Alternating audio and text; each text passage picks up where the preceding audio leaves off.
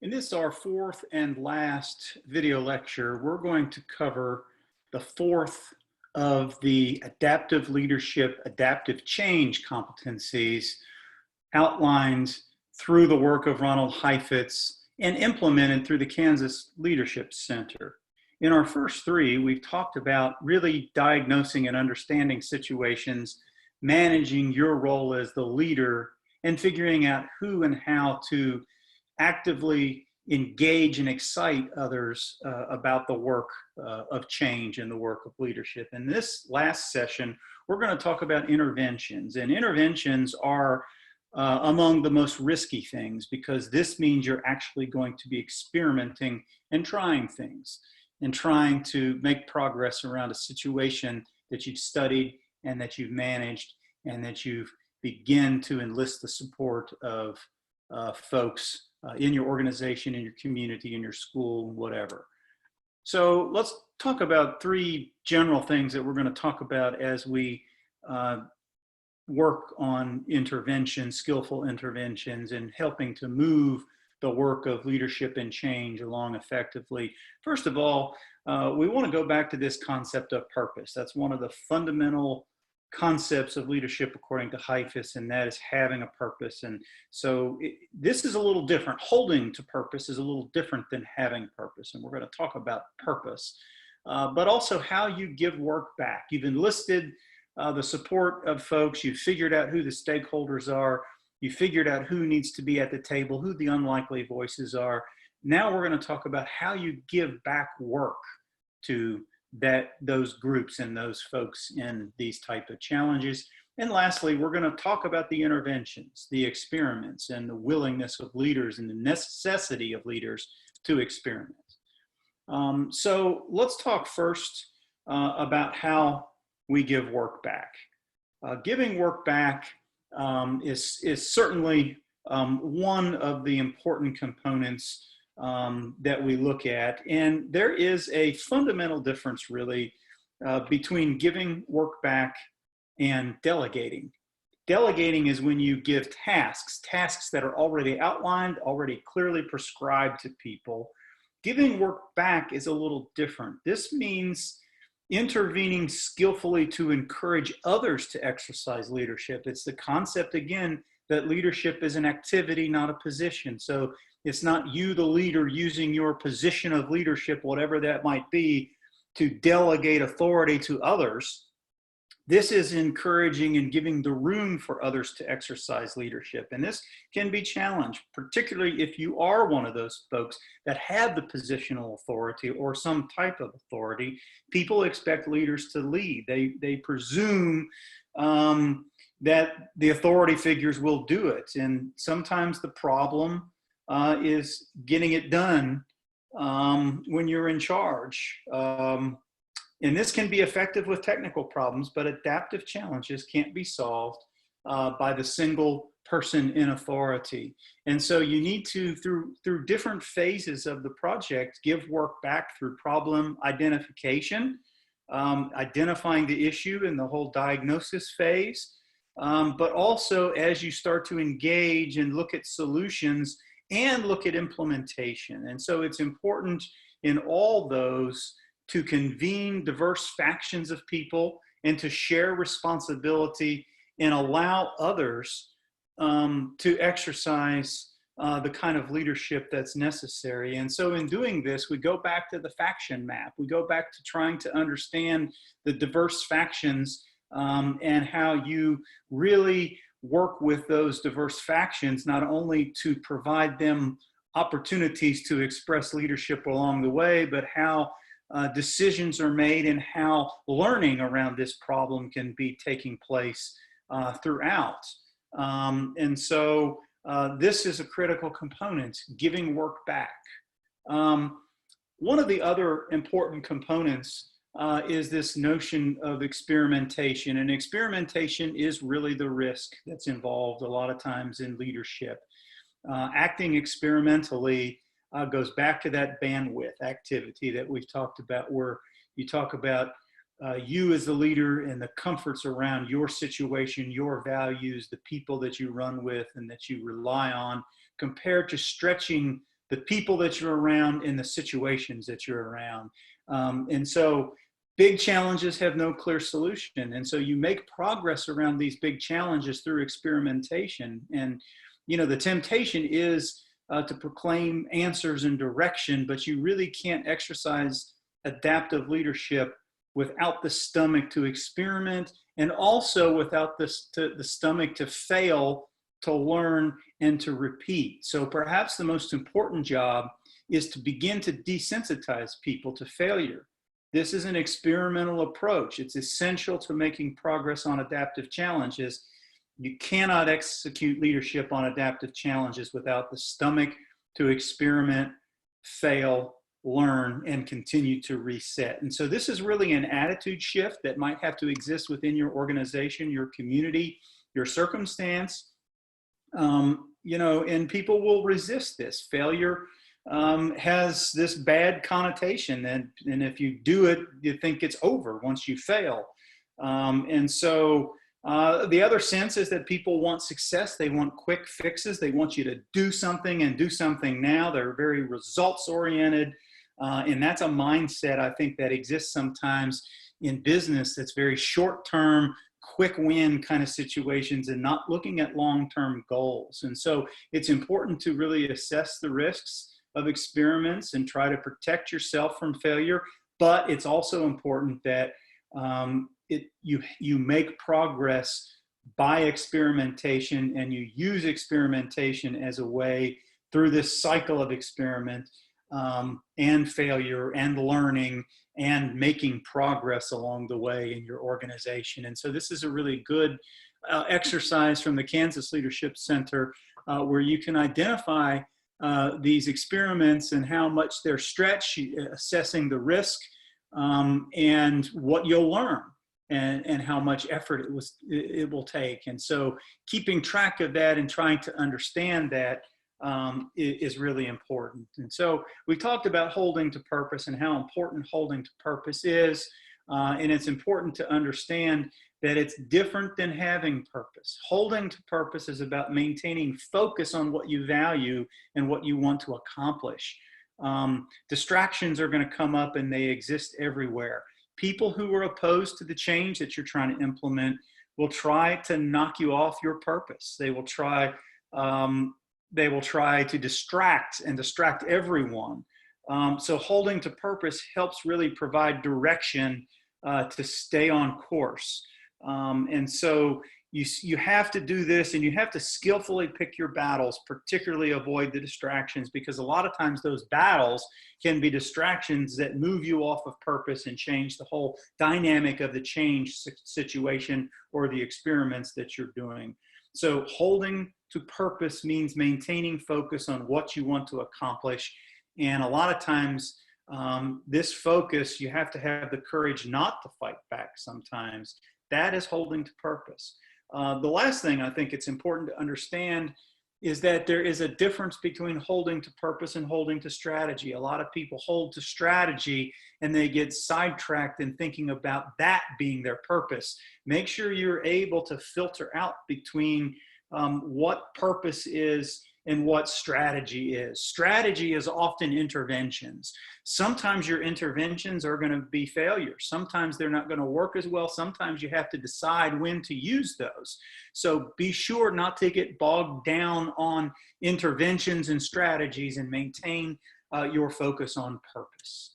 And this is another good example from the Kansas Leadership Center as to how to really understand the differences between what you believe in this case, what your cause is, what your strategies and interventions and tactics are as you move through this situation, and understanding the difference as those come into play in these situations.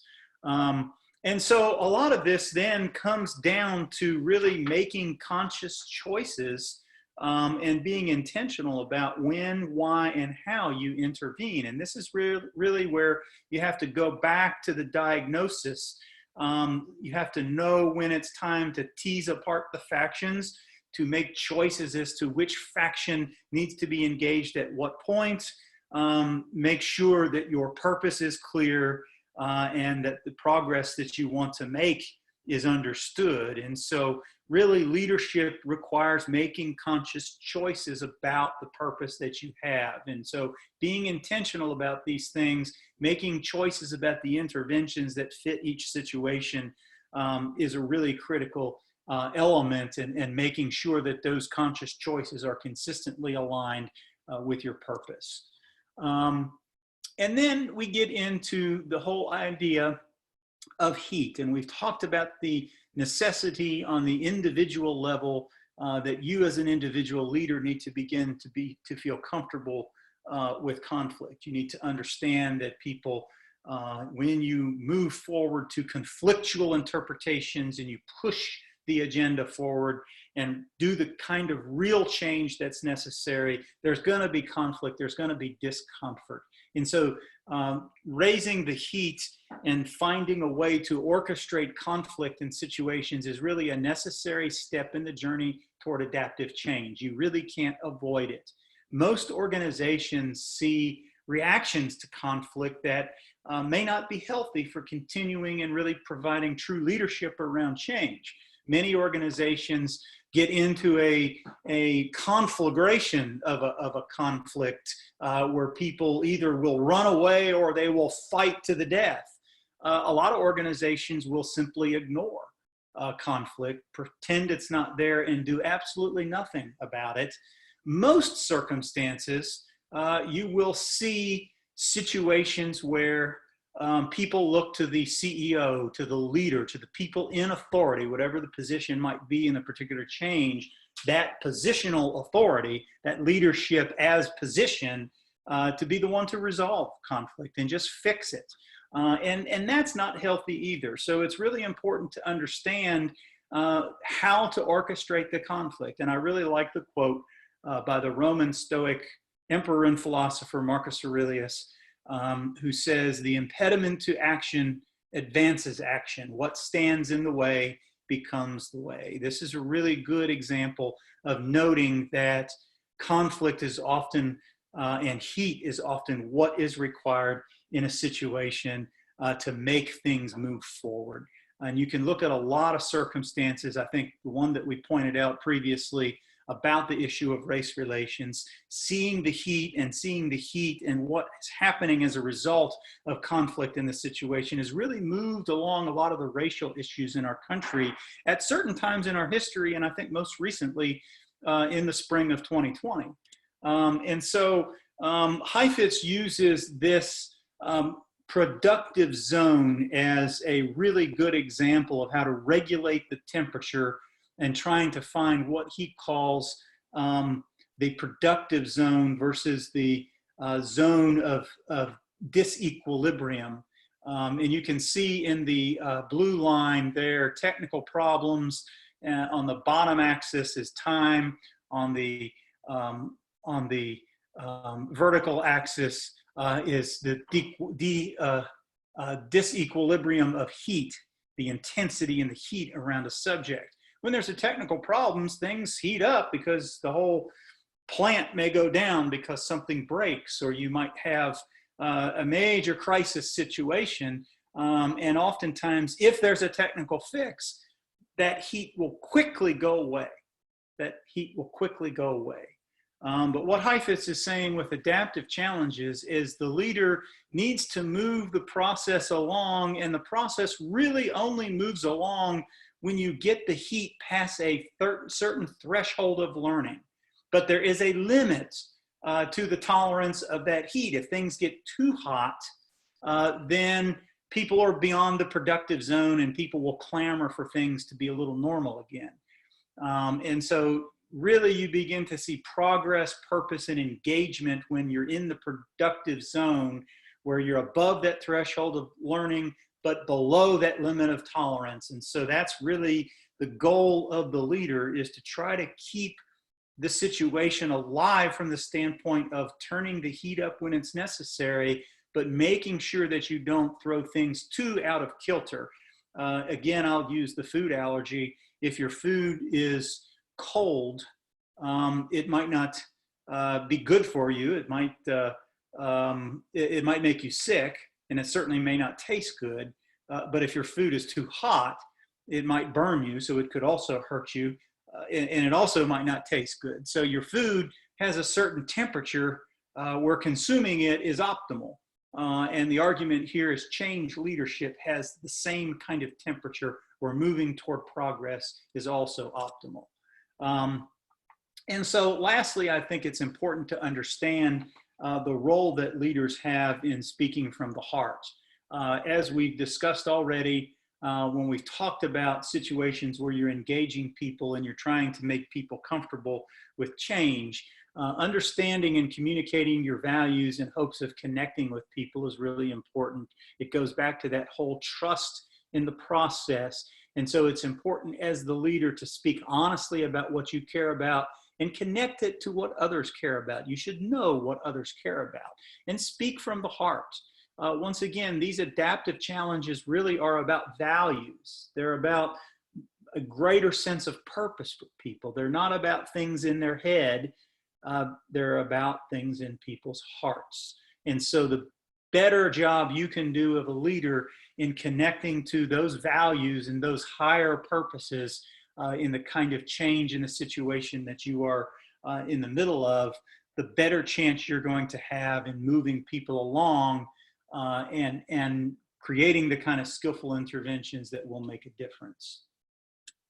And so as we sum up our work from diagnosing the situation all the way through to intervention, I reiterate the importance, the absolute critical aspect of distinguishing between things that are technical and adaptive. Real change leadership is about adaptive situations. And it's also important early on to identify those stakeholders, those factions, and identify who needs to be engaged. As leaders, we need to really understand that this work is going to really result in a lot of uncertainty and conflict, and we have to make ourselves comfortable with that. It has to become second nature to us, and we have to be comfortable moving beyond our comfort zone in a lot of areas. As we begin to work across factions, those factions that we've identified as we've diagnosed the situation, it's important to continue to faction map throughout your change process and maintain this notion of collective purpose. That's what's going to inspire people. That's what's going to engage them. And that's going to be the best way for you to engage those unusual voices as you've done your stakeholder mapping and you understand who those are. Doing that, and of course trust is absolutely important as you get into energizing people. And then lastly, the intervention, holding to purpose, making sure that that really is paramount in what you're doing, not being distracted, and there will be distractions along the way that come at you both on purpose and accidentally. You have to maintain a clear purpose and a clear focus and avoid those distractions. Giving work back means sharing leadership. It means stakeholders have to be engaged in this process, truly engaged in a trustful process. So giving work back is more than delegating. And then lastly, the risky elements, acting experimentally. Adaptive change happens because you're guiding people to learn together, to make progress around situations where the answers haven't truly been understood or found. And so acting experimentally means that learning. It also means time intensive. It also means it is something there where it's risky because you will likely fail. And so pushing yourself into those situations, managing that risk, but also understanding that intervention that's experimental are going to be the ones that will be the most productive as you move forward. So adaptive change is not for the faint of heart, but it's a really important tool, I think, for moving situations forward in circumstances in our society. Our society is very complex. The institutions that we have, from businesses to healthcare settings, to schools, to universities, are all very complex situations, complex organizations, and there are adaptive challenges throughout these organizations and throughout our society, in our politics, and in our government. And so these kind of situations in all these organizations and in our communities can be best dealt with and managed using this adaptive change process. best of luck as you give it a try.